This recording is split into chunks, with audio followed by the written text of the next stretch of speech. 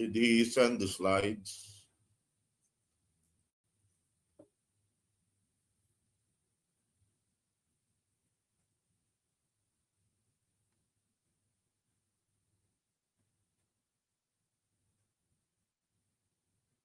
Did he send the slides?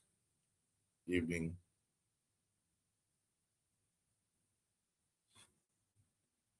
Oh, wait, wait.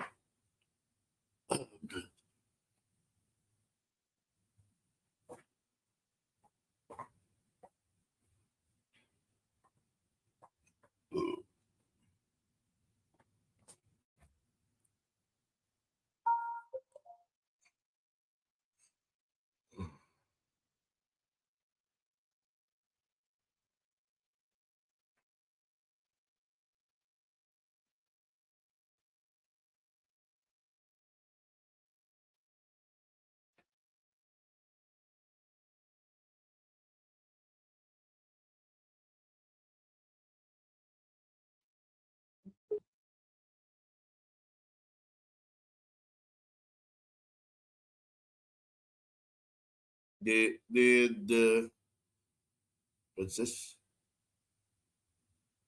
Did Andrew Chef send his slides? Okay.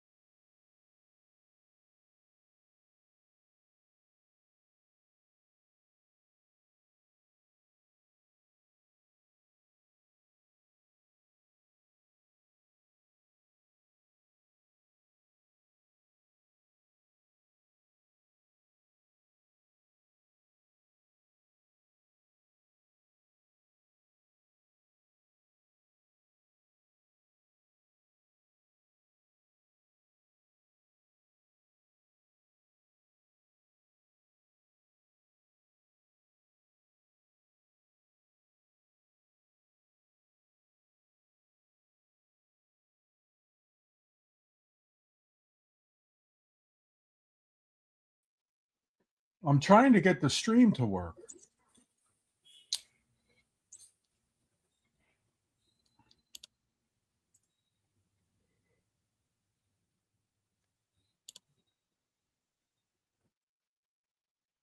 Good morning, good evening, and good afternoon for those who are coming from different places around the world. Okay, this is your chairman of the UCSSC welcoming you in the 2026, and we are thankful for the consistent attendees. We would like to persuade most of the coaches to upgrade themselves for the latest of coaching uh, knowledge that you can get coming from the UCSSC. The speakers coming from different countries, most of them are actually national coaches. We would like to ask you to at least spend about 1 hour to attend the UCSSC Sports Coaching education. Thank you.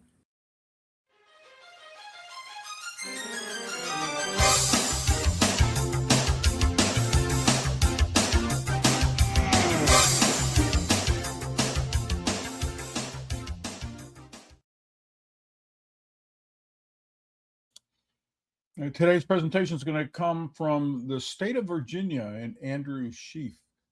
He is a presenter that's shared his wisdom with us in the past, and we're going to hear from him in about 15 or 16 minutes. We'll be talking about the key skills for fast swimming, and I've started the stream already, so people can come on over to WASU meeting room, which is a meeting, meetn.com/WASU. We're going to just play a little bit of background information until then.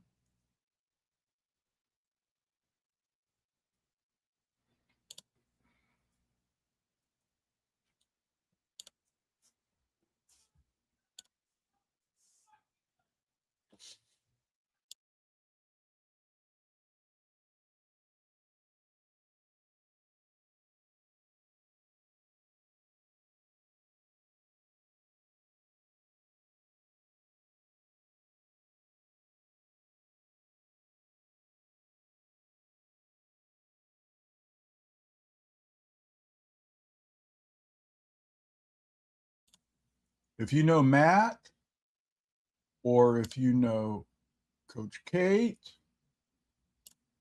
or if you know Coach Ray, I'd love to hear a testimonial for a video tribute that I'm working on in the weeks to come. Please sound off. I would love to get this video with your information.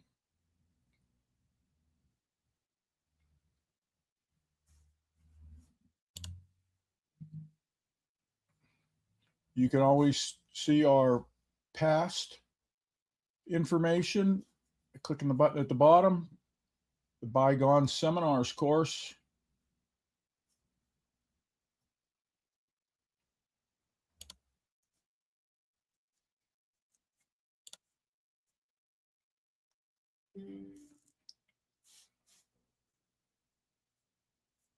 Whoops. We had better turn off the waiting room.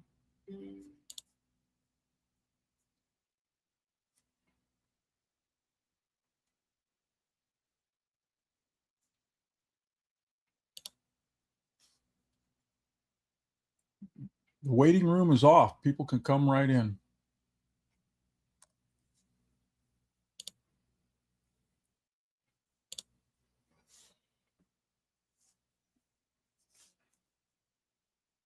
Here's a nice little video public service announcement.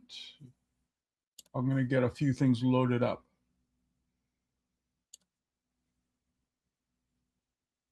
We'll take a minute to stream in though.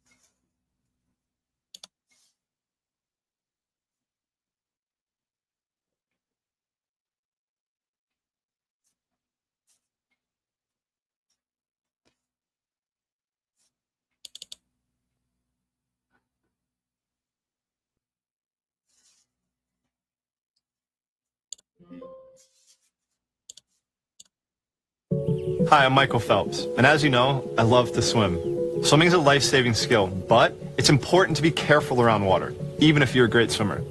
Never swim alone and never hold your breath for an extended amount of time. Doing so can cause you to faint. It's what happened to my friend Chandler. I was actually pronounced dead in shallow water after taking an underwater swim challenge in a pool. Vacationing with my family, it was my competitive self that hyperventilated so I could hold my breath more easily. But Chandler never emerged from underwater.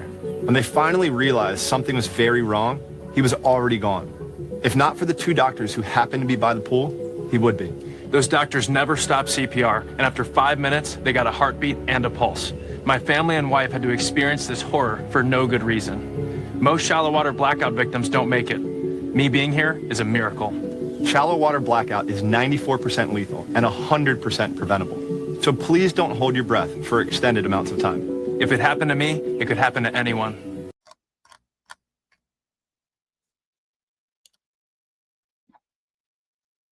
Good reminder from Michael and his friend.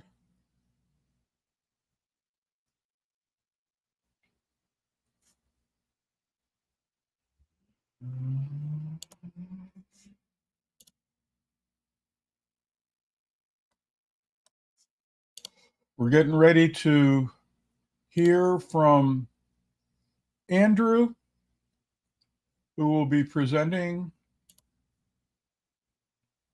about key swimming skills. Seminar will start in about 10 minutes.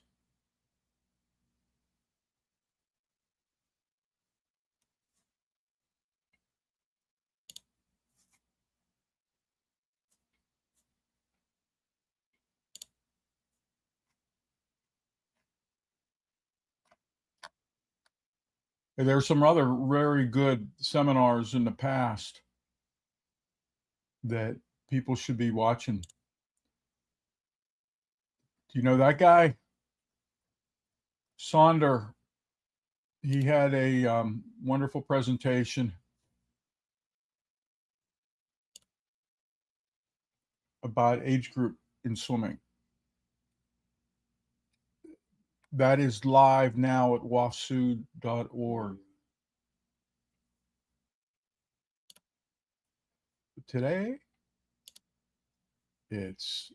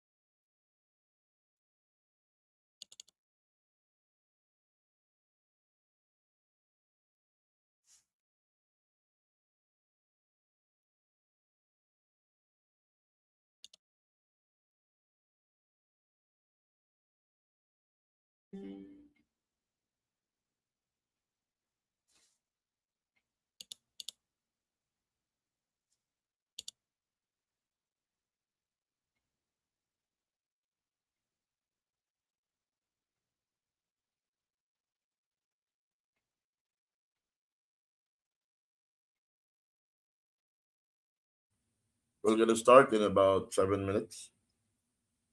6 minutes.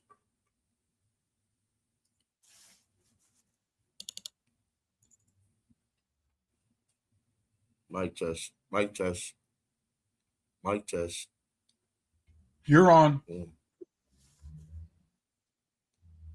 Mic test. Mic test. Mic.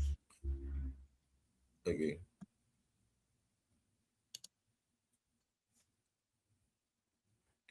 There are regional competitions today, and you will be expecting that. That is why I decided to cancel most of the. It starts today, and that will be on the regions.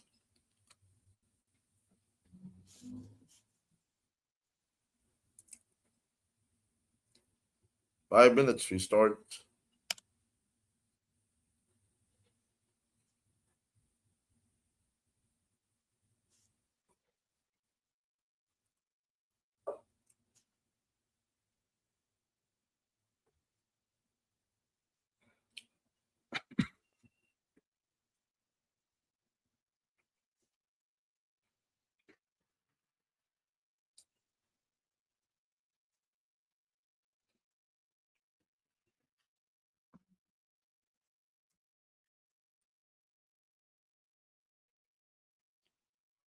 Hey, I'd love to know where everybody's coming from.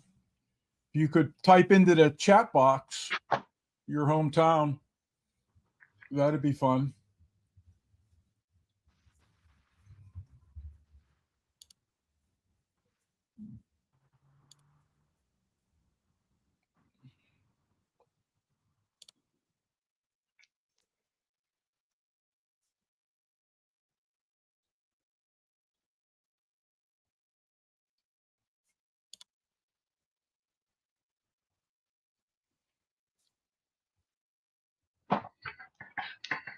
Hey, Andrew. Hey, Mark, how you doing? I'm good. Have you been to any big meets lately? I was at the Atlantic 10 Championships. That would be about as big as it gets. Yeah, it's pretty big. Hi, coach. Hey, Dennis, how are you? Yeah, I just arrived for a 22 hours trip. Oh, wow. That 22 sounds fun. hours. Wow. And wow, I my bus engine collapsed. Okay, so we were in the middle of the road at midnight this morning. God, in the middle of the road waiting for a rescue. Yeah, I've been there. That's no Yeah, fun. yeah. This is the second time I experienced that. Oh gosh. Uh, Before it was in Bicol Mm, region. Yeah, it's a middle of the night also. God. And now I have several teams in the north that I'm giving clinics. Okay, mm-hmm. and after that I will be going to Bacolod for clinics also Got it. about uh, three clinics here in what's this in the north, then Bacolod about four clinics. They're Yeah. clinics for swimmers, Dennis? Yeah, for swimmers, no, for swimmers and coaches. Okay. Those who wanted to implement the latest on thresholds and the program for the middle distance, okay, sprinters, yeah, I'm giving it for them. Normally it's about 3 days. Um, Day one will be sprinters program. Day two is middle distance program. Then day three is a distance program, or reverse. I can make it reverse. So it's gonna be 2 sessions of distance, 2 sessions of middle distance, and 2 sessions of um, the sprints. It incorporates the corrections, especially in the morning. Hey, let me ask a selfish question. Um, Coach Andrew, do you know any of Yep. the 3 new Hall of Fame people? Yeah, I know them.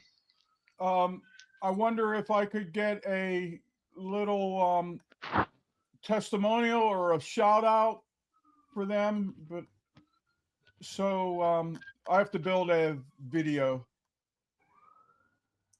a tribute Uh, video for the Hall of Fame. yeah, yeah. Just send me an email. Well, you could do it right now, even if you wanted to. I'd rather Okay, prepare. I'll I'd do rather that. not just make No something up worries. that's gonna be Yep. live forever. Okay. Okay, guys, good evening, good morning, and good afternoon. We would like to welcome you on another session of the UCSSC World Coaching Education. Okay, we are collaborating with about 70 organizations and universities. We would like to welcome those who are actually new here in our session. My co-host today is actually Coach Mark Rauterkus of USA, a water polo coach and a swim coach. We would like to welcome, okay, a master of physiology, okay, and many times giving us free of his time on giving his knowledge and with regards to stroke corrections most often. Now we're doing a new topic for him, which is techniques, stroke techniques. Okay, we would like to welcome our speaker for today from USA, Coach Andrew Scheaff. How do you pronounce it? Chef? Uh, yeah, Okay. it's like Scheaff, like Yeah. chief with an S. Okay. Um, we would like to give the floor now to Coach Andrew Schiff.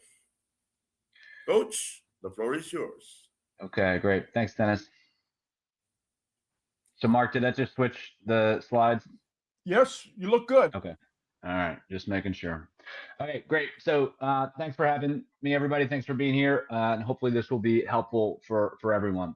So today we're going to talk about the key skills for fast swimming. And rather than going through every single little detail, we're going to focus on the underlying principles. So we're going to do that for all 4 strokes as well as underwater kicking. And we're going to try to keep it as simple, as accurate, and as practical as possible. And so the goal is to give you a clear picture of what really actually matters from a skill standpoint for speed so that you're not overwhelmed by the details. Further, it also will give you a framework for when you hear other information, you can have a basic understanding, a basic framework for deciding whether that whether another coach's suggestion or whether something you read or something you see, whether that makes sense in terms of the overall approach to what really matters for skill. And so everything I cover is going to directly apply to the swimmers that you coach, and that's especially true of those who are still building their basic skill sets, and so that they can start their swimming career in a place that allows them to learn the most effective skills, the skills that matter most, and then ultimately continue to develop those skills over time. So, why skills matter? So, if you want your swimmers to go fast, they need to change their skills. skilled swimmers are fast swimmers, and there's really no way around it. And so if you're trying to apply more effort, you're just trying to train ineffective or inefficient skills, they can swimmers will go faster if they become fitter, but there's a very hard ceiling on how fast they will swim if they're not particularly skilled. So the better their skills are, the higher their potential to swim fast, and then any training that you do is going to be that much more effective. And there's really again, there's no way around that. And so there's a lot of information, especially in the digital and the internet age. There's a lot of information available. There are a lot of opinions out there, and it can be overwhelming and it can be confusing as to what makes sense, especially when two seemingly respectful or respected people are saying two things that seem to be very, very different from each other. And so, one, how can you understand which is maybe true, or maybe even how can both be true at the same time? The differences just depend on context. So what we're going to do is we're going to focus on the simple principles that are true, and they're inarguably true. And then from there, it becomes easier to kind of interpret and understand all the information that's coming at you.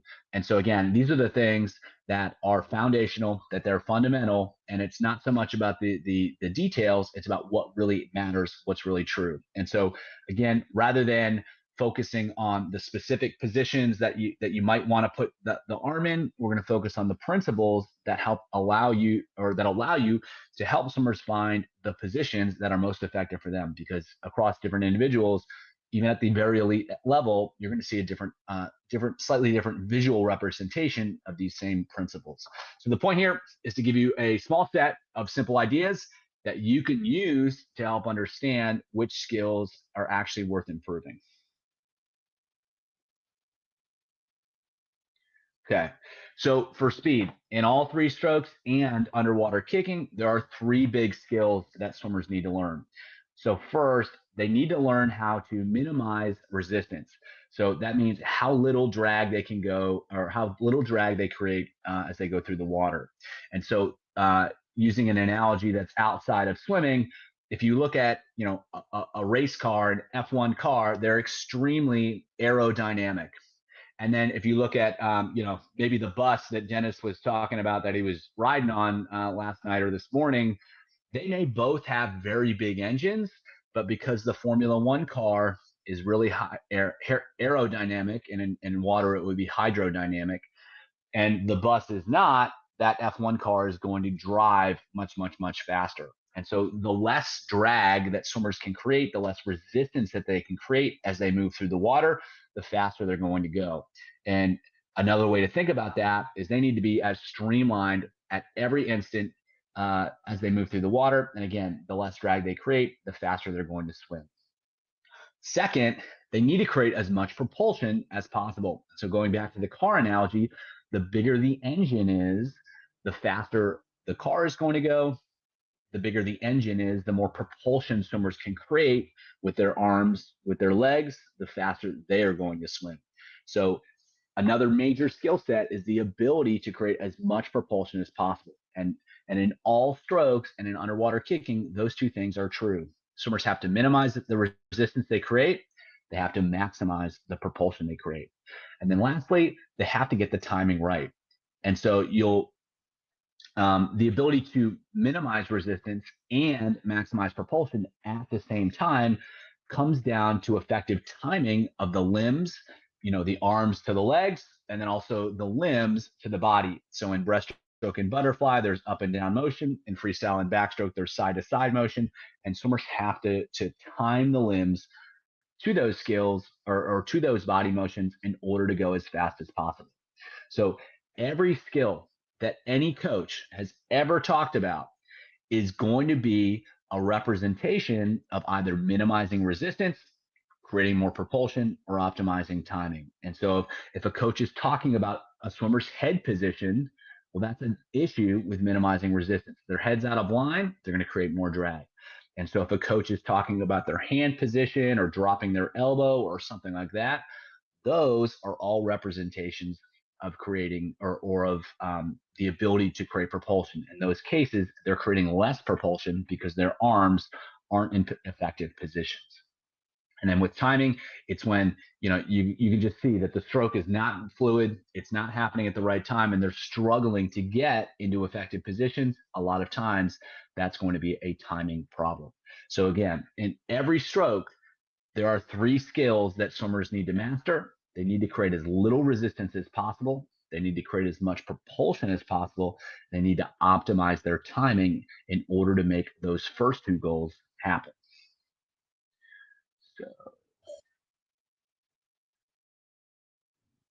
So when it comes to developing these skills, there's a certain sequence that tends to be most effective across all strokes to help swimmers learn.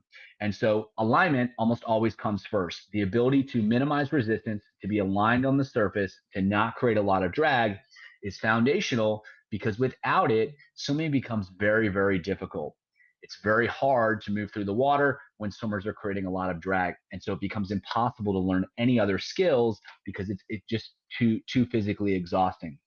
And then the second issue with that is that if swimmers aren't in a good body position, they're not stable in the water, they're going to be using their arms and their limbs to try to stabilize themselves. And so if they're doing that, they're not going to be able to create propulsion effectively. And so swimmers have so in every stroke in the developmental process, focusing on alignment skills, body position, balance, stability, all that stuff is going to be the foundation for effective swimming. And so what we're trying to do is get them to move as straight through the water as possible. And when you look at elite swimmers, that's what they are doing. And so if you have a swimmer that's moving through the water like this, they're vertical, then they have a problem, and that problem needs to be addressed first. So again, in those situations, they're using their limbs to try to create stability rather than trying to create speed. And then once they do have their alignment in check, then it's a matter of optimizing their timing. So the only way that they're going to be able to create propulsion is if their arms are in the right position at the right time relative to their body. Otherwise, they're going to really struggle to create propulsion. You can see that in butterfly, you see that in breaststroke, you can see that in all the strokes. And so making sure that they have the basic timing down is then the next most important step. Once they're in alignment, once they have solid timing, then we can help swimmers learn how do you use your arms, how do you use your legs to create as much propulsion as possible. Only when they have that foundation, does it become possible to help them create as much propulsion as possible.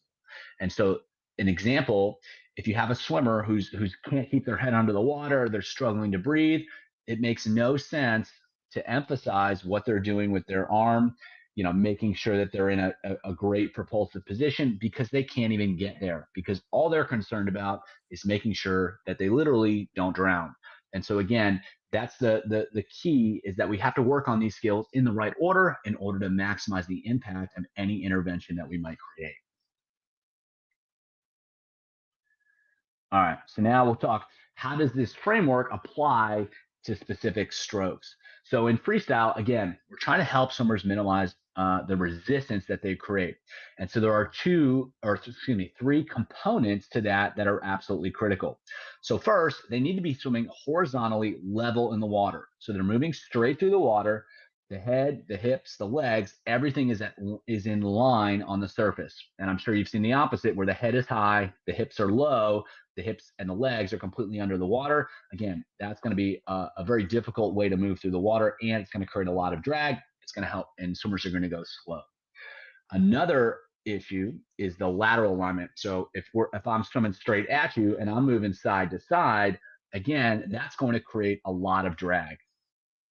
So the shoulders, the hips, everything has to be moving through the straight line. And in many cases, that's going to be a result of arm recoveries that are kind of swinging low, the body to move side to side. It can also be a challenge with breathing. And so every time swimmers lift their head, we're going to slightly disrupt their ability to stay level in the water. And if they're breathing and they're pulling their head to the side, that's also going to disrupt their ability to swim straight through the water. So the breath, it has to be low, it has to be straight, and it also has to be fast.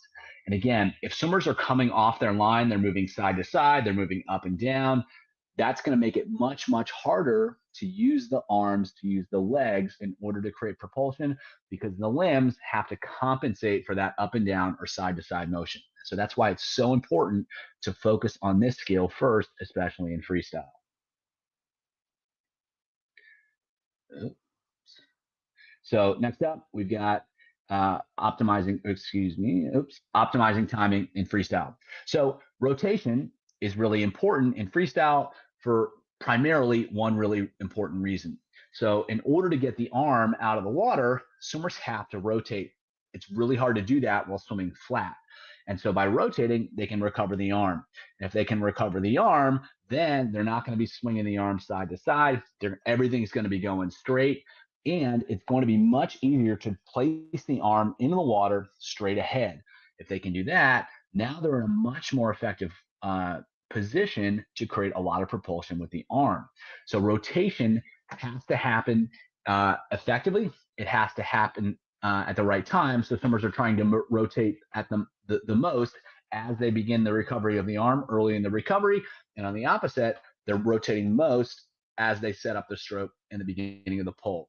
That allows them to get a little bit more range of motion. And like we just, with the pull, like we just talked about, it makes it a little bit easier or makes it a lot easier to recover the arms over the water. At the same time, the kick timing is also important to help swimmers control how much they rotate, because we don't want them to rotate all the way side to side. That's slow. It tends to disrupt their body line too. And so the kick helps to prevent them from rotating too much. So again, the timing is really critical, especially of the rotation, because it allows the whole stroke to work effectively. It would be very difficult to swim freestyle without rotation. And if it doesn't happen at the right time, that same issue is still present. It may be that they're rotating a lot, but if they're doing it at the wrong time, they're not going to get the benefit of the rotation. So next up is we've got enhancing propulsion in freestyle. So one thing to think about is that we're trying to use as big of a paddle with our whole arm as possible to move as much water backwards as possible. And so the key power position, it's kind of like a diamond. And so the hand is deep. His hand is deeper than the elbow. The hand is inside the elbow. And so you've got like a diamond that they're pulling with, and that allows them to find a big surface area. So a bigger paddle, they're using the whole arm to move water, and then they're trying to move water backward for as long as possible. And as they do that, they're trying to accelerate the pull to maximize the amount of pressure and propulsion that they create. So again, if you've ever heard of like an early vertical forearm or a high elbow, all those things are different versions of that same idea. Can we get the whole arm facing backwards as early as we can, and then keep it backwards as we pull back, accelerating throughout the whole pull? And so the specific angles don't matter so much. The specific positions don't matter much. It's that big concept. Can swimmers position their arms in a way that allows them to create as much propulsion as possible and then stay in that position for as long as possible while accelerating backwards throughout the pull? So that's freestyle. We'll take a look at backstroke next. And again, it's going to be many of the same concepts that applied in freestyle, because the foundational skills are the same. They're just going to show up a little bit differently. So with backstroke, it's all about being level on the surface. And so one of the mistakes that swimmers will make is they'll either keep their head up way too high, or they'll kind of press their head back into the water, keep their chest really high.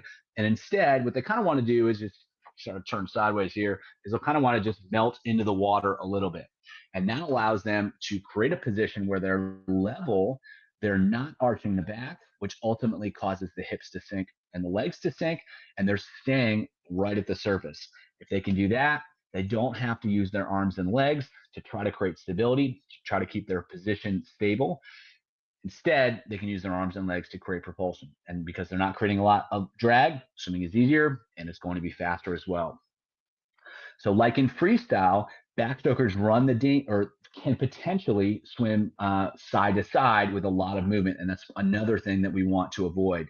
So again, if they're moving side to side, one, it's going to be harder to get the arm in position to create propulsion effectively, but just as importantly, it's going to create a lot more drag. And so, as with freestyle, those side to side motions are often the result of poor recoveries over the water. And so, what we're looking for is, again, a super straight recovery, a super straight entry. So, rather than entering here or behind the head or something like that, it's kind of right over the shoulder, maybe slightly out to the side, maybe slightly behind the shoulder, but again, very close to straight up overhead. That reduces the amount of side to side motion that's going to happen as a result of those arm recoveries. That means the arms are going to be in position to create propulsion.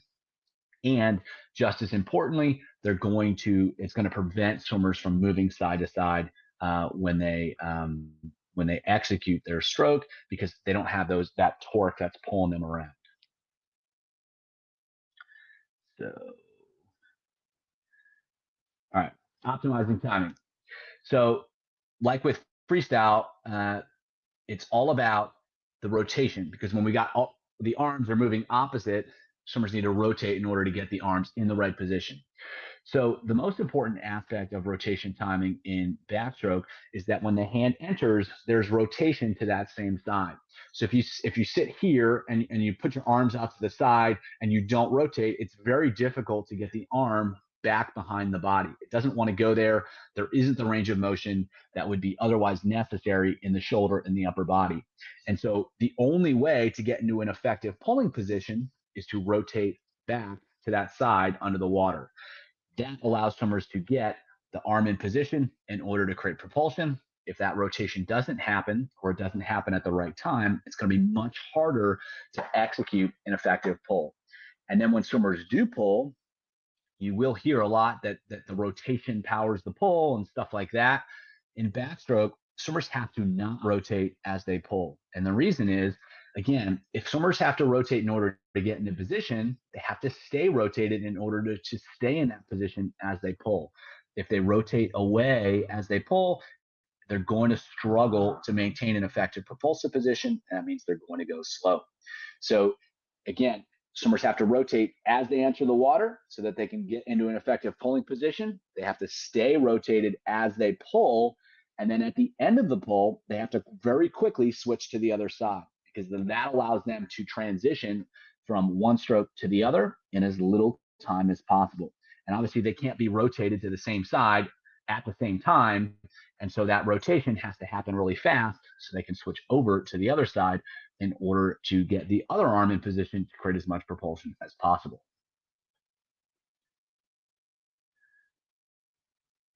So in backstroke, in terms of creating propulsion with the arms, it's the same idea as a freestyle pull.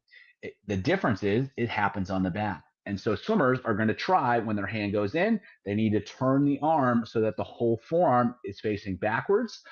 That gives them a much bigger paddle.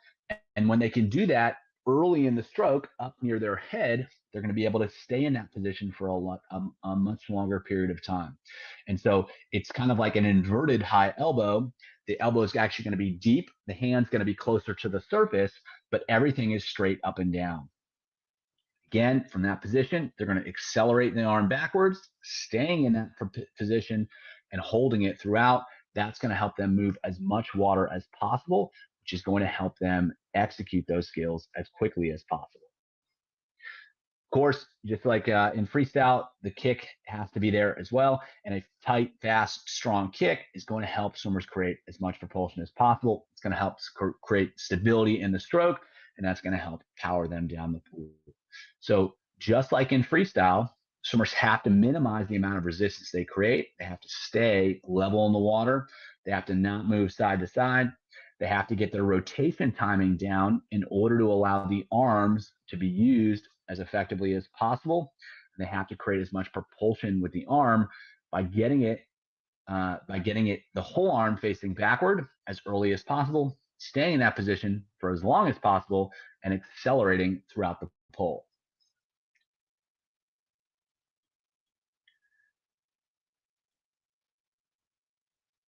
Next up, we've got breaststroke. So breaststroke is going to be a little bit different from freestyle and backstroke for kind of two reasons. One, the kick is going to be pretty different. And then instead of rotating side to side, swimmers are going to rotate up and down. They're going to undulate. So principles are still the same. The application of those principles is going to be a little bit different. So as swimmers move through the water, they have to get into a line every single stroke. And so after they take the pull, after they breathe, after they kick, they've got to be streamlined on the surface every single time. And then as they move through the stroke cycle, they're trying to leave that streamlined position as little as possible.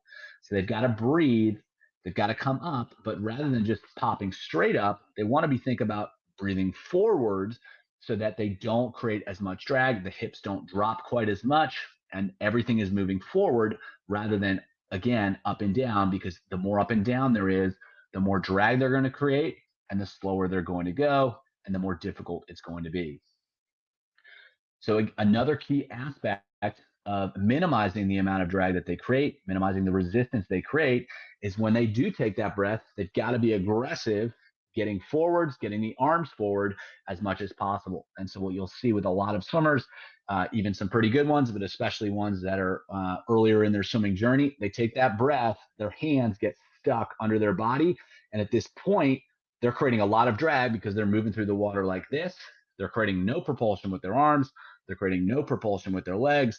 And so they're going to, in some cases, literally almost come to a stop. Even if you can't see it, you can pick that up sometimes with some, speed metrics with some technology. So they've got to get out of that position as quickly as they can so that they can get back in line as quickly as they can so they can start the next stroke and be effective without creating a ton of drag. And so learning to minimize drag. So breaststroke is often thought of as a power stroke, but in many cases, it's all about keeping drag as little as possible because there are so many opportunities to create a lot of drag. Swimmers have to avoid them as much as they can, and the ones that avoid them better tend to swim faster. So with breaststroke timing, one of the key ways to keep resistance low is to optimize the timing in breaststroke. And so it can be very difficult. It can seem very difficult. A lot of swimmers struggle with it, especially when they try to go fast. However, the principles, and it can be difficult for some to learn, the principles ultimately remain the same. Swimmers have to separate their arms and the legs and the propulsion they create with the arms and the legs. And so they want to pull when their legs are straight behind the body. Then right after they pull, they need to quickly get the arms back in front so that they're streamlined in front of the body, and that's when they kick. So it's the alternation between the pull and the kick. And when swimmers do pull, their legs should be in streamline. And when they do kick, their arms should be in streamline. And the better swimmers can do that, and the tighter they can make those gaps, the more propulsion they will create, the less drag they'll create, and ultimately the faster they will swim. And so the timing or those principles apply whether swimmers are going a 50-meter race or a 200-meter race.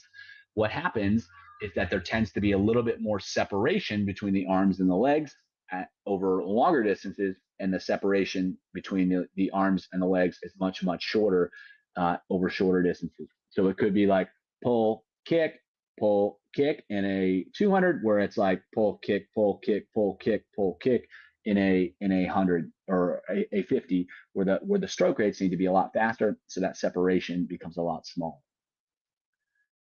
It's very, very difficult to swim fast breaststroke if swimmers can't develop effective timing. So they've got to get in, they got to get to and stay in good lines. Then they got to optimize the timing, and then it becomes a matter of improving propulsion, and that's what we'll talk about next.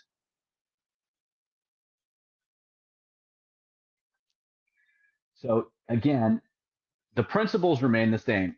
And so even if it looks very different in breaststroke, the concepts are the same. And so we'll start kind of with the kick. Now we've got the arms here forward. So swimmers need to set up their kick in a way that allows them to turn the foot out, turn the shin out, and then kick back from that position. So the more they can turn everything out, that means they're going to have a bigger surface area to move water with. They'll have a bigger paddle a bigger fin, whatever you want to call it. And then from there, it's about kicking back. And so one of the mistakes is talking about kicking around or all that stuff. The breaststroke kick is a backward kick. That is how swimmers move forward. And so another way to think about it, it's a vertical jump with the feet turned out. And so some swimmers, because they have different ranges of motion in the legs, the hips, the knees, the ankles, all that stuff, they may have to be a little bit narrower. They may feel a little bit better, a little wider. That's a very individual thing. But the concepts, the principles remain the same across all swimmers. They've got to get everything turned out. They've got to keep the feet outside the knees. And then from there, they're going to kick straight back. And obviously at the end, everything's going to come together, but they're not trying to make it come together. It just happens as a natural result of kicking backwards. And so the arms, a similar concept. So what swimmers need to do is they start with the hands together. They need to slide them out so that they can get the arms or the hands down and the elbows up. And because swimmers can't rotate in breaststroke because both arms are happening at the same time, they tend to have to go a little bit wider to set up that stroke to get everything facing backwards than they do in freestyle. And so from that position, then it's just a matter of pulling back and then squeezing in. And that, again, that backward motion drives them forward. So it's all about, can they get the arms positioned backwards so that the hands are down, the elbows are up. That allows them to have most of the arm facing backwards. And then from there, they're pulling back and into the body to send themselves forward. So it's not so much about sculling.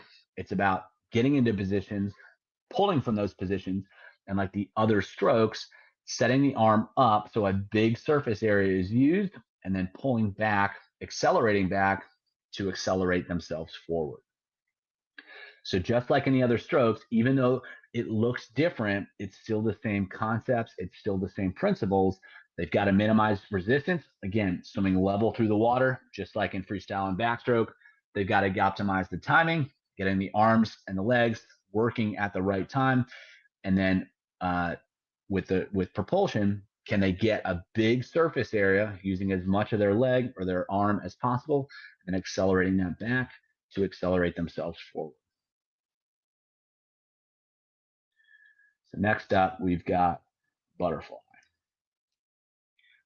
So as with freestyle, or excuse me, as with breaststroke, rather than rotating side to side, because both arms are being used at the same time, swimmers are going to go rotate up and down in order to basically get the arms out of the water, which we'll talk a little bit about next when we talk about optimizing timing. And so again, well, undulation is required to recover the arms. So in freestyle, swimmers are on the surface. They can't get their arm behind their body unless they rotate. If swimmers can't rotate in butterfly because they have to get both arms out of the water, the only thing to do is to lift up, and that gives them the space to recover the arms over the water. So they need to undulate enough, they need to move up and down enough to get the arms over the water. If they don't, they'll create a ton of drag, trying to recover the arms through the water. But if they undulate too much, it will allow them to recover the arms maybe a little bit easier. But if they come up a lot, the hips are going to go down a lot, and now they're creating a lot of drag by moving through the water.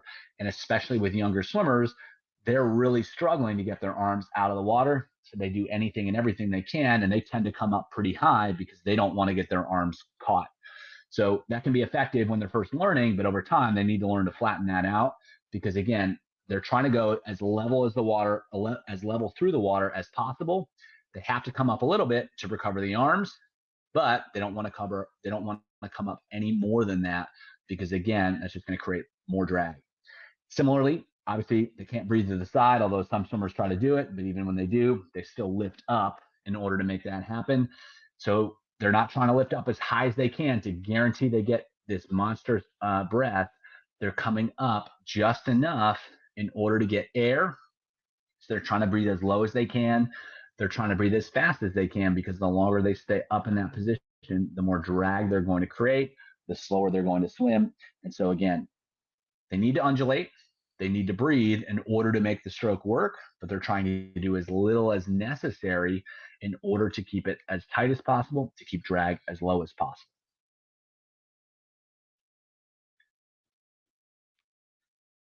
So when it comes to timing, we just talked about how the importance of undulation is to allow the arms to recover over the water. And so it obviously matters that swimmers start to undulate as they get the arms over the water, or excuse me, it's important that they have elevated the body so that when the arms are ready to recover, they have the space to do that and they're up enough already. And then there are two other components of timing that are really, really important. And they both center on kick timing. So after swimmers breathe, after they recover the arms, they're going to be up elevated. And again, that's going to drop the hips a little bit. Excuse me. So as the hands enter, if swimmers can kick, that's going to get the hips up in the water, and that's going to get them level again as they enter the water. And so the kick timing is really, really important because it allows swimmers to minimize the drag that they create after the arm recovery by getting the hips back up to the water or back up to the surface. And I'm sure you've seen a lot of swimmers that just end up swimming butterfly like this. In many cases, they're not executing that effective kick upon entry that allows them to reestablish a horizontal body position on the surface. And if they can't do that, they're really going to struggle in order to minimize the drag they create. And that will make butterfly much more difficult and a lot slower. As we just talked about, the other issue with, or the other important timing piece of the kick is kicking when the hands are finishing the stroke right as they exit the water. So as we talked about, swimmers have to lift up a little bit in order to recover the arms, but lifting up drops the hips down. So if swimmers kick as the hands exit the water, again, the hips are going to be want to be moving down. That lifts the hips up, but because the upper body's up, it lifts the whole body up, and that allows for those arms to swing right over the surface. So a lot of swimmers, especially younger swimmers, that struggle with their arm recoveries, it's because they're not doing a good job of kicking when the hands exit, which allows the arms to be up at the surface of the water, which allows them to flow easily over the water. So the kick timing is really, really important for helping swimmers shift their body position up and down at the right time. And so if they get a strong kick, but it happens when they don't need it, then it's not going to happen when they do need it. And so that's another reason why timing is so critical. And when you see really fast butterflies that make it look easy, it's because they have the timing. And so everything is happening at the right time in the right way. And it is easier because they're doing things that need to happen when they need to happen. And then in contrast, when swimmers don't get the timing right, it can be very difficult because the right thing isn't happening at the right time, and they have to use muscle or they have to force things in order to get it to happen. So kicking upon entry repositions the body to eliminate drag after the recovery. Kicking upon exit helps shift the body position up so the arms can recover smoothly. And in both cases, that creates less drag. It allows swimmers to swim with a lot less effort and a lot more speed. So if we've got the kick, or excuse me, the propulsion. So again, as with the other strokes, swimmers can create propulsion with their arms, they can create propulsion with their legs, and they do so in very similar ways. So with the arms, they're going to kind of enter a little bit wider, like we talked about with breaststroke. Because there's no rotation in butterfly, swimmers are going to have to be a little bit wider to get the hands down, the elbows up, and the arm facing backwards. And when they can do that, they're going to have a much bigger surface area. They're going to have a much bigger paddle to pull with rather than just using their arms. They've got the whole forearm set up and moving backwards.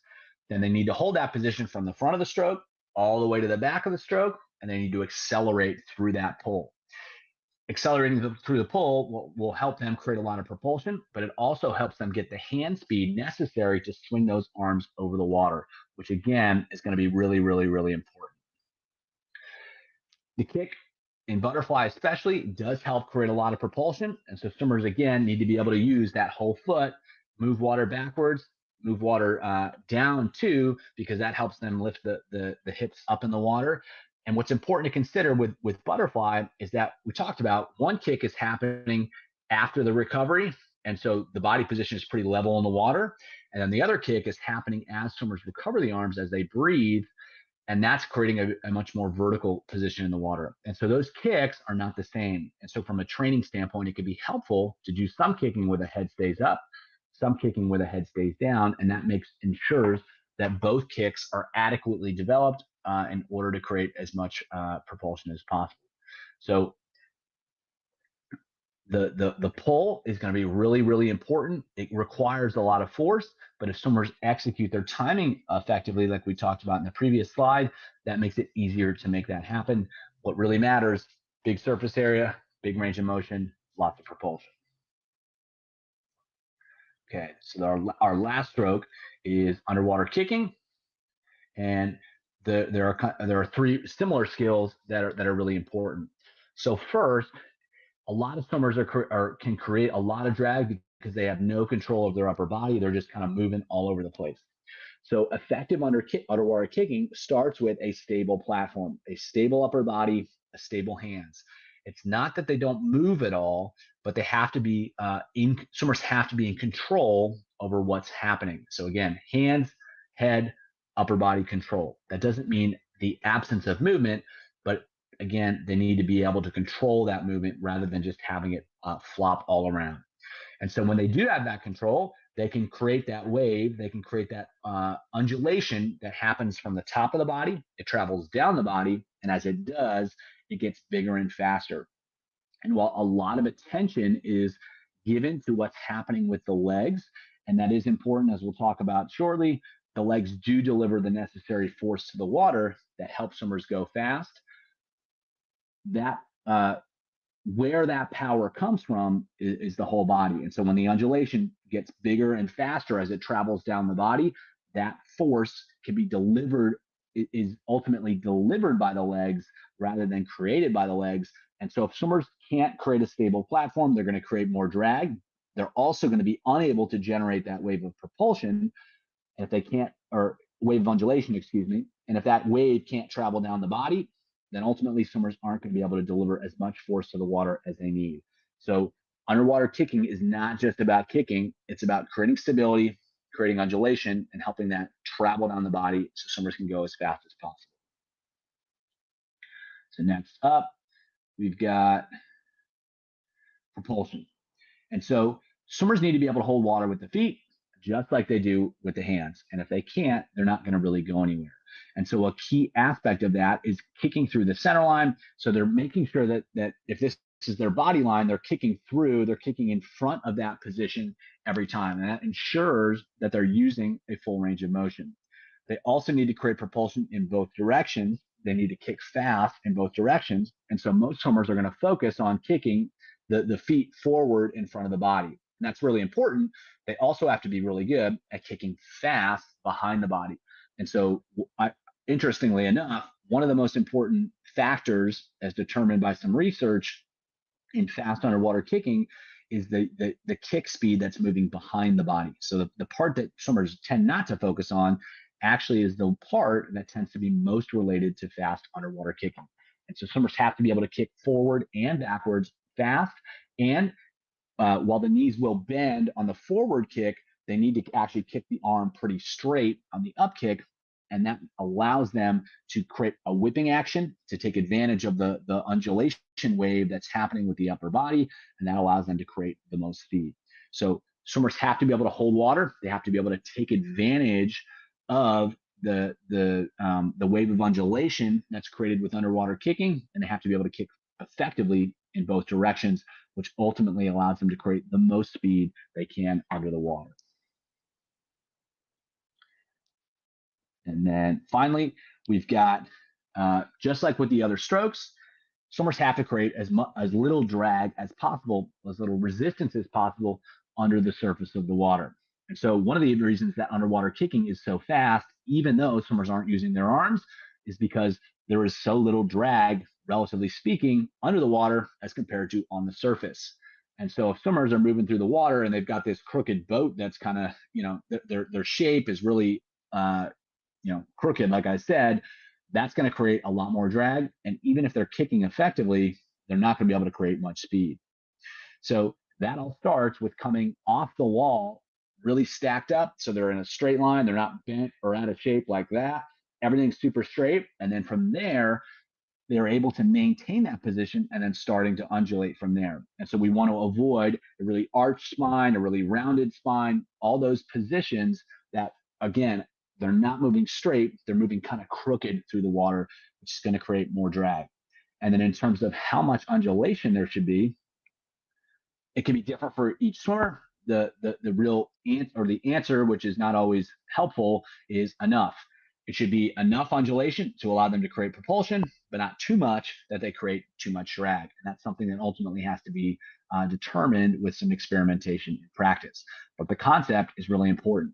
They need to undulate in order to create propulsion, but the more undulation they create, the more resistance they create, and they don't necessarily create more propulsion. So being tight, finding the right amount is what's really, really key. And again, it comes back to the timing of the undulation. It comes back to creating propulsion with the legs, starting from that undulation and then working in both directions, and then maintaining a position that creates as little drag as possible. So again, even though underwater kicking looks very different than breaststroke, it's still the same principles, it's still the same concepts, and the same tools are ultimately effective for helping swimmers learn those skills. So when it comes to applying these ideas to your coaching, here's what to look for first. So start with alignment errors. Are they moving straight through the water? Are they moving side to side? Is it up and down? Are they moving horizontally? Or are they moving horizontally, but their body position is kind of vertical? Those are all issues that need to be addressed. And so what you're looking for, can I help them go straighter through the water? The straighter through the water they swim, the faster they're going to swim. Then the next thing is to look at timing. Is the right thing happening at the right time? Is the rotation timing effective? Is the undulation timing effective? Is the arm and leg timing effective? That needs to be cleaned up next, because if it's not, it's very difficult to create as much propulsion as possible. Then once those things are, you've kind of made those, you've kind of checked those things out, how are their propulsive skills? Are they getting into positions where they're using big surface areas to move a lot of water backwards? Or are they kind of going side to side? Are they not staying in those positions? Are they not accelerating through those positions? All those different aspects of creating propulsion are going to be really, really important.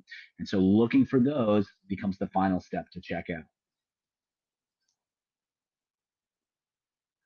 Oops, I forgot to switch the slide. Sorry about that. So that was what I was talking about at that point. So again, starting alignment errors, then timing errors, and then propulsion errors. And ultimately, that's going to be the most important things to really evaluate, to check for, and to look for.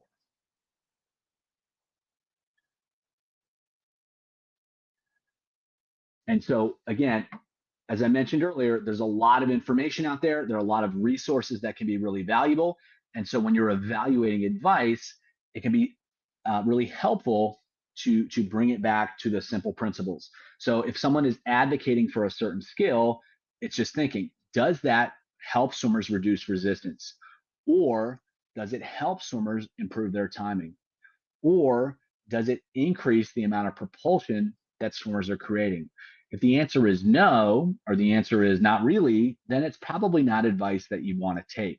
But if the answer is yes, and the answer is definitely yes, then that is advice that can be really useful. And so by using these principles, it can become a lot easier to kind of navigate effective coaching advice, effective skill development advice, or technique advice, because you have a foundational principle of what really matters. Swimmers have to create as little drag as possible. They have to create as much propulsion as possible, and they have to do the right thing at the right time in order to make it happen.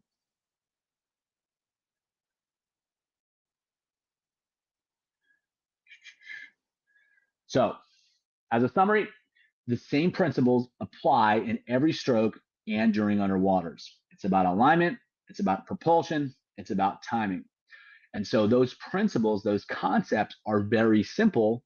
Applying them in practice, helping swimmers learn those principles, understand those principles, and use them to create effective skills is not easy. But if you start with the right principles, the right concepts, the process becomes a lot smoother, the process becomes a lot clearer, and the process becomes a lot more effective. So again, having those principles is foundational, is key, and you can use them to evaluate and to guide all of the technical advice that you apply across any stroke and any skill, because the principles are the same no matter what the context is. So that is it for everything. We can happy to tackle questions at this point. Hey, thank you, Andrew. You really make it easy to understand, and sort of stress test the coaching. Cool. Hey, tell us about your recent coaching of the coaches. You know, how do you help people in the swim community, you know, with your business? Yeah, sure. So kind of two ways. Is one is more on like a club level. It's figuring out how to does the team, does the coach, or does the club integrate these kind of concepts so that swimmers are learning the right skills at the right time in the right way, and they're doing so consistently. Because just because you're aware of this information or you know it doesn't mean that the athletes are necessarily going to be exposed to it. And especially when life gets busy, all those things, it can be very difficult to ensure that the important stuff is addressed, again, from day one, from when they first come to the pool at age 6, and then all the way up maybe until their final age group experience at age 18. Then secondly, also work kind of more specifically with coaches. And so hey, I have this specific problem that I'm trying to solve. How do we go about doing that? And so then it's a matter of identifying the what's the real problem? What are the solutions to address those problems? And then how do we apply those into actual practice and training settings?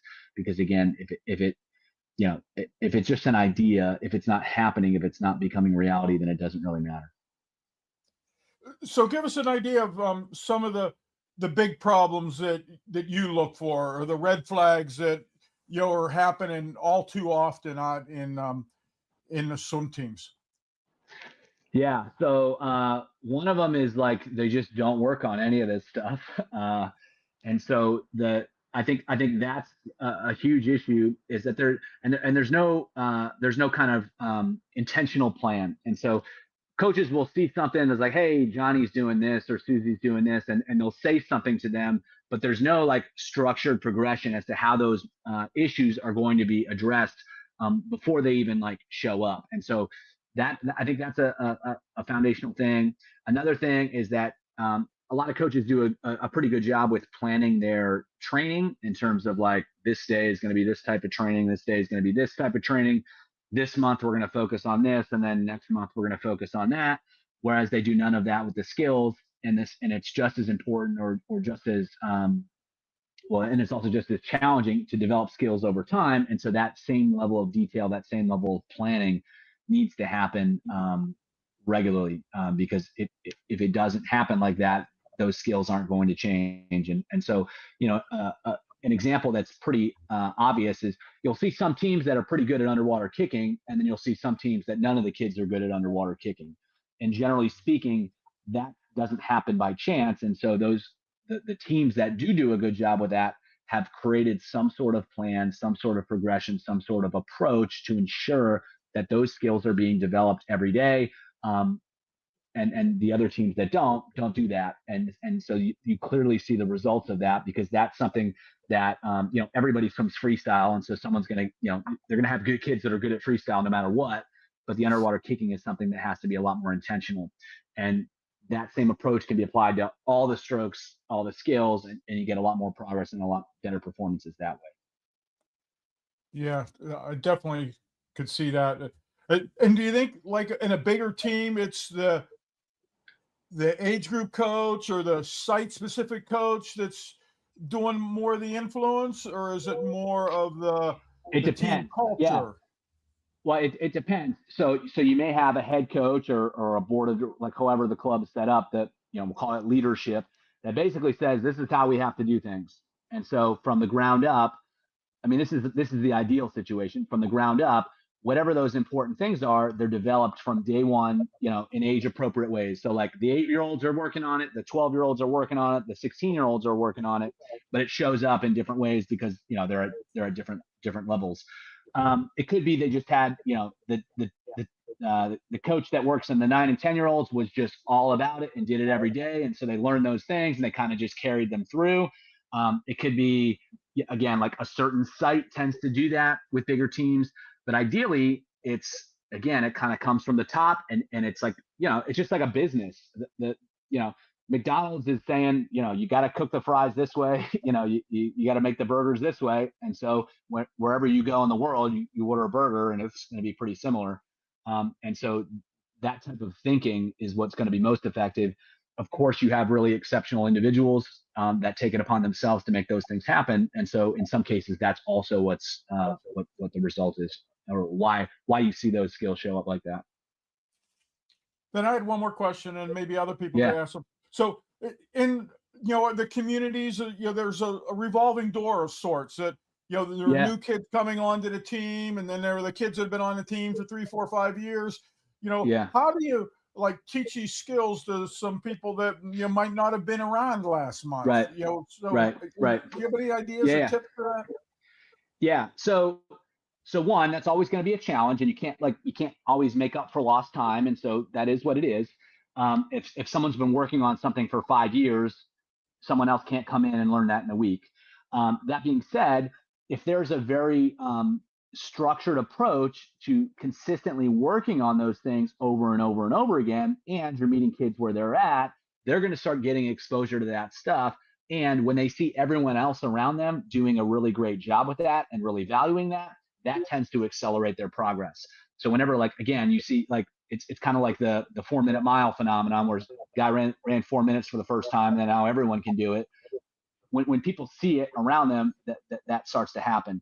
But the most important thing is, again, consistently working on the stuff that matters. And even if the kids that didn't get exposed to that, if they start working on those things that consistently matter and doing it consistently, they may not be able to make up the gap entirely, but they will make up a large part of that gap because they start working on those things with intention, whereas they weren't doing that before. And so in many cases, they have a lot more room for improvement because they haven't been doing that.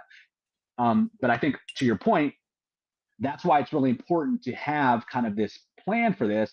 So if someone comes in, they don't have those things, there is an avenue for them to catch up because they are consistently working on that stuff. And again, all of it, no matter where they're at, they got to keep working on the same things. It's just at a higher level of difficulty. Well, thanks a lot for your time. Absolutely. You're always, doing a great job with leading the other coaches. Thanks. Dennis, Appreciate do it, you Mark. have anything to ask or say? Hey guys, Coach, thank you so much. Sorry, but I'm not feeling well. Okay. Yeah, no worries. Hope you feel better. Yeah, yeah. Not feeling well because I haven't slept for 22 hours already. Now, coaches, if you wanted to upgrade your level of certificate, uh, the lowest level of certificate is a certificate of attendance. Now, if you wanted to make it certificate of knowledge, you need to submit an essay, what you learned today. Okay, send it outright. I'm giving you 2 hours to give 200 words minimum to to give what you learned about this seminar today. Okay, you need to itemize each stroke. Okay, if you don't have the right words to say it, each stroke which is not correct will be minus 25%. Okay, sorry. Okay, so when you deal with the upgrading your knowledge, be sure that you are correct. Okay, so for short, if you're teaching a kid or teaching a class. If you're not correct, do not utter words, okay? Because you will destroy your reputation, okay? Somebody before, as a national coach, was emphasizing that breaststroke is allowed for doing, uh, is a technique of doing delayed kicking. Wow. How can you dunk a basketball court with a delayed jumping? See, these are things that if you are not perfectly or close to perfect on explaining, please uh, double check your knowledge, double check knowledge or information about the what you're saying. Okay, it's so humiliating for a coach which doesn't know how to explain properly the stroke mechanics. Okay, that is why I asked Coach Andrew, okay, to explain. It's not just coming from me. Okay, for us UCSSC 2026, we wanted a high standards on coaching. Sorry, I apologize on saying this. Okay, but if you teach kids, teach the proper way. Don't ever teach, guys. If you're doubting yourself, don't push it. You need to learn more. Coach, so thank you so much for your time for today, and we would like to say thank you. We don't have the right words to say. Please, guys, give some hearts, 5 hearts to Coach Andrew Scheaff. Okay, please. Okay, and for those coming from different countries, thank you for attending. Coach Mark, any more? Any more to add? No, I think we should be done. And everybody stay safe. I'll play some content on the way out that you people can check out. Thanks, Andrew. Thanks again, everybody, for attending.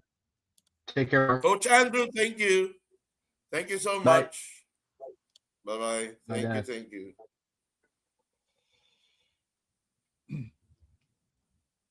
All right, let's do this public service announcement again. It's just a minute, and then afterward we'll talk about a little team culture on the way out. So thanks for attending.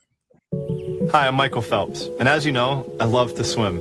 Swimming is a life-saving skill, but it's important to be careful around water, even if you're a great swimmer.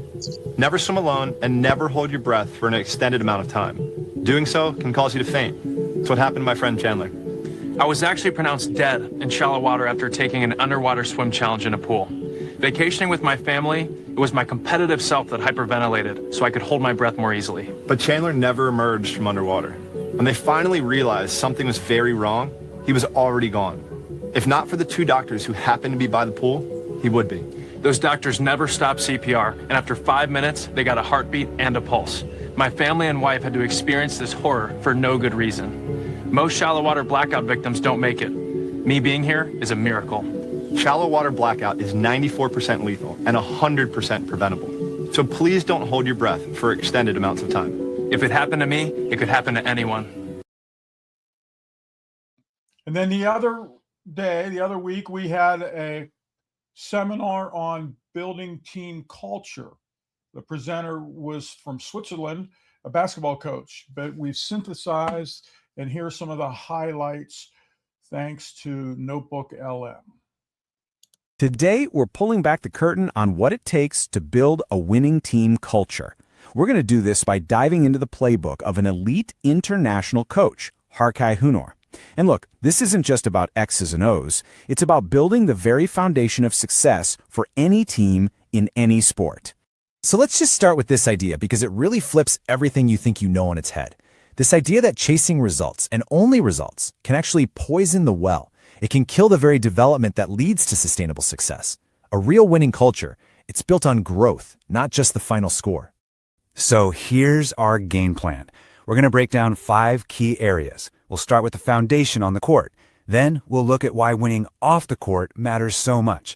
After that, it's all about the player, the art of adapting on the fly, and we'll wrap up with the biggest rule of all. The coach has to be the #1 example. Okay, everything, and I mean everything, starts right here. On the court, in the pool, out on the field.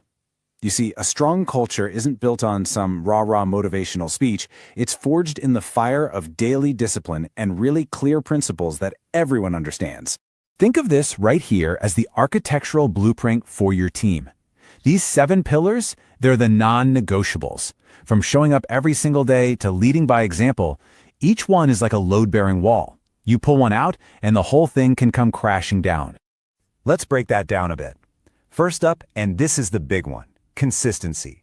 If your athletes aren't there, you can't build a thing. Simple as that. Your rules and expectations, they have to be crystal clear from day one, not made up as you go. And yeah, you demand maximum effort, but you also have to be smart enough to know that you can't talk to every single athlete the exact same way. And this quote, this just nails the principle of fairness. Look, your credibility as a coach is built on what you do in practice. You just can't scream at a player to do something in the heat of a game that you haven't taught them, drilled them on, and prepared them for. It's not fair. It destroys trust. Now, especially in today's world, the final whistle doesn't mean the work is done. Not even close. If you want to build a team that's truly connected and resilient, you have to win the game off the court too. Honestly, this has become just as important as drawing up the right play. A modern coach's job description has gotten a lot bigger. You're not just a coach, you're kind of a community manager. That means you're organizing team-building events, you're using social media to praise your players, and you're consciously building an atmosphere where your athletes can actually connect as human beings. You know, Coach Hunter has this perfect story that shows you exactly what this means. He realized that one of his teams wasn't super self-motivated, so he knew he had to build that motivation by creating bonds, by creating shared memories. And that led to a pretty unforgettable day on a river. So, the coach's boat, paddling in perfect rhythm, just glides to an easy win. Meanwhile, the other boats are pure chaos. People are splashing, they're spinning in circles, boats are flipping over. The lesson about teamwork was pretty obvious, right? But the real magic was the shared laughter. That's the glue that turned them into a real team. And that brings us right back to the individual player. Because a team culture, no matter how great, only works if every single person on that team feels like they're getting better. Your job as a coach is to develop the person, and that takes a serious understanding of psychology. Okay, so think about it. When you take over a new team, you can't just walk in and demand blind trust. It doesn't work that way. The strategy is to go for quick, short-term wins. Show a player you can make them just a little bit better fast. That earns you their trust. And that trust, that's the currency you spend to invest in their long-term development. So here's a classic coaching nightmare. It's the playoffs, you're the underdog, you just lost game 1 at home, and your team is convinced they can't win. They're defeated. What do? Well, this is where the coach becomes a psychologist. So the coach came up with this brilliant plan. He had the team buy the most expensive, fancy protein powder on the market. Then he created this super professional, elaborate ritual around it. When to take it, how much to take. He made it feel like they had a secret weapon, a scientific edge nobody else had. Look, the protein itself did absolutely nothing in 3 days. But the belief did everything. The players felt like the team was investing in them, they felt like they had an advantage, and they walked into that next game with a totally different energy. They won. The trick worked. You can have the most brilliant system in the world, but if you try to force it rigidly on every team in every situation, it's going to fail. The absolute best coaches are chameleons. They can adapt their philosophy, their communication, everything to fit the world around them. And this adaptation happens on so many different levels. First, you have to adapt to the players you actually have, not the ones you wish you had. Then you adapt to the league, to the other coaches, and maybe the trickiest one of all, you have to adapt to the local culture you're working in. When you show up in a new town, you need to scout the city just like you'd scout an opponent. Learn its history. Understand how people there think. And trust me, if you make an effort to learn even just a few words of the local language, the amount of respect you gain is massive. It shows you actually care. And that brings us to the final, and without a doubt, the most important piece of this whole playbook. A coach doesn't just install a culture. The coach is the culture. Every single thing you do is being watched, and it sets the standard for everyone else. You see this mistake all the time, especially with young coaches. They try to be friends with their players. But here's the thing. Being liked and being respected are not the same thing. Players might hang out with a friend, but they will follow a leader into a war. And it's respect that builds a leader's authority. And believe me, your players notice everything. How you dress, how you talk about your family, what you read. Coach Hunter talks about playing a lot of chess. When his players see that, it reinforces the idea that he's a strategist, a thinker. Your entire life is the lesson plan. Because at the end of the day, all your technical knowledge will only get you so far. Real influence is built on character. Your athletes have to see that you have integrity, that you have discipline. That's what earns real, lasting respect. So it all really boils down to this one last question. Are you building players or are you just building plays? Because focusing on plays, yeah, that might win you a couple of games. But focusing on building better people, better leaders, and better teammates, that's how you create a culture of excellence that lasts a lifetime.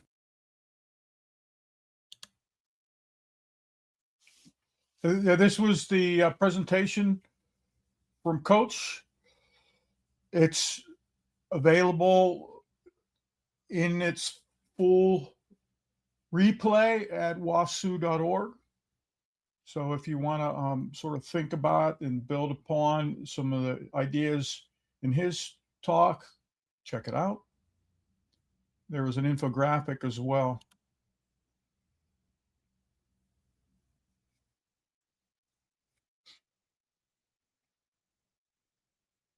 So some time. We'll try to get Thank you, Andrew's. Coach, for the information. Sure. We'll get Andrew's replay up on the web soon. And also, we had a great presentation 2 days ago from a Canadian coach. Pierre Lefontaine gave a talk. It was a lot of great coach speak items, and that replay will come online too.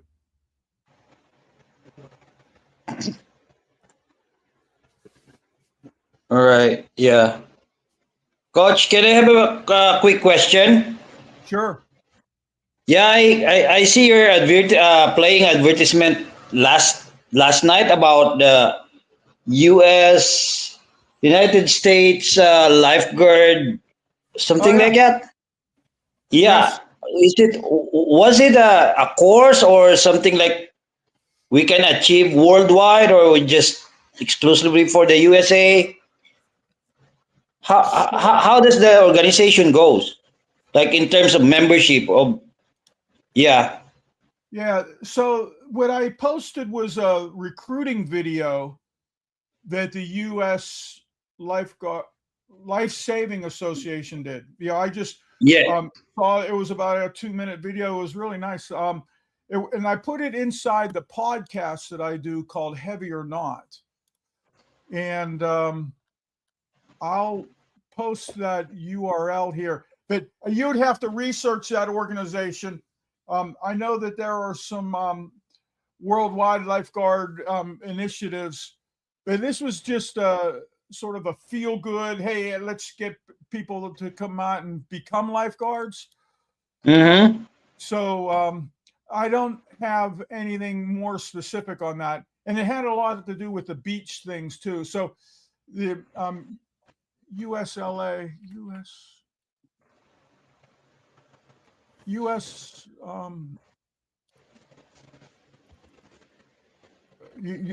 I would just Google it, United States Lifeguard Association. That's all right, Coach. Thank you. Yeah. Sure. There it is. I'll put that usla.org was their organization. I'll put that in the chat. And then I'll also get the Facebook, I mean the link to the YouTube that had the Heavy or Not. There it is. I think we played that the other day. It's in the chat. Thank you for the information, Coach. Sure. Oh, there you go, the YouTube. Is there any plans for like have presentations also for water safety? You know what? Like lifeguarding stuff for in the near future.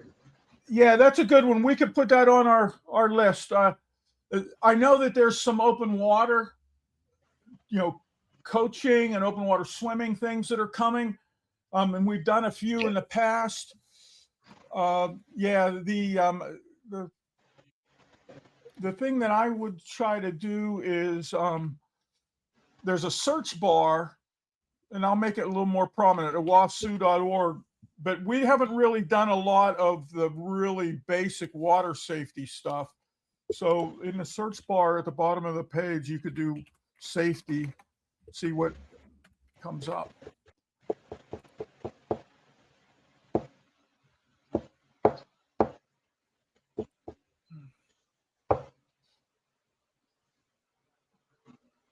I've talked a lot about that in my heavy or not areas. There's another link. So let me share my screen. Oh.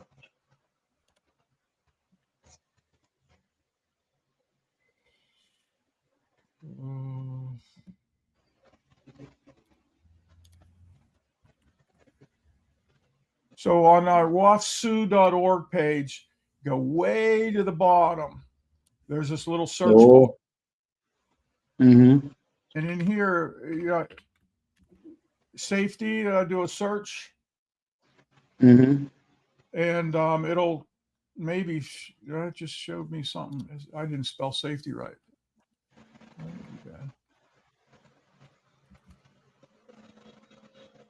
Let's do safe. Oh, there. Yeah. So there's a few things So here.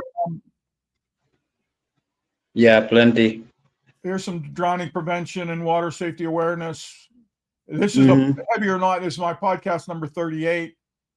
Mm-hmm.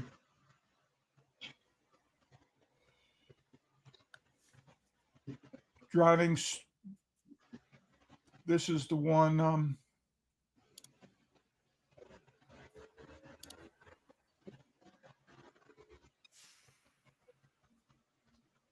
This is the one we were talking about. Mm.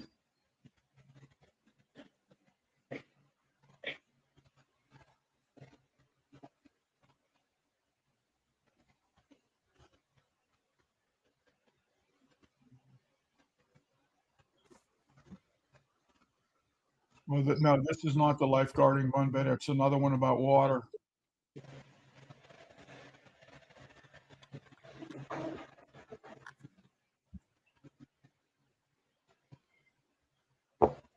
All right. Well, I think we should go search that site. Thanks. Yeah, for sure, Coach. Yeah, thanks. For being I'll here. search that one up. Yeah, wasu.org. At the bottom is a search engine.